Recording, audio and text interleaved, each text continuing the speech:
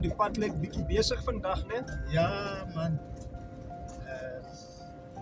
Jy kan sien 'n draak in man. En 'n draak Easter. Ja, nee, die mense wat die wiele rol in die Baviaanskloof. Ja, en ons is dankbaar oor die reën, man. Lyk my hulle het die reën gebring. As vir hulle is ook plesier wanneer dit reën, man. Dan toets hulle 4x4. Dit is nou 100%. Definitief. Lyk my die pad was vandag vol Rangers bakkies. So hier is 'n hele paar van hulle wat daar voor is. Ja, Lyk my Rangers is baie goeie bakkie, maar na Toyota. dat kan jy weer sê.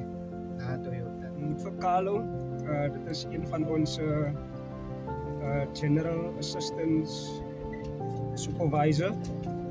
So baie ervare bestuurder van die Baviaanskloof wat ook werk vir Oos-Kaapse Parke, Eastern Cape Parks. So ja, hy weet net waar lê die Land Cruiser se knater so hoe. Carlo? Ja, man. Hulle moet ons laat aansluit daar by Malkampers. Ek stem saam.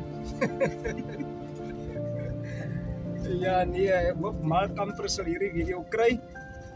En miskien sal ons bietjie ook ervaring op die naam van die kant af. Ja, nou daar nog so 'n ander program op YouTube.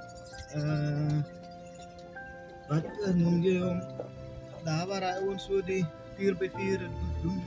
As 4x4 met Andre of so iets. Dis korrek, Andre.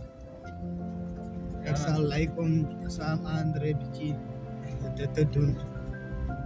Al die 4x4 routes te verken.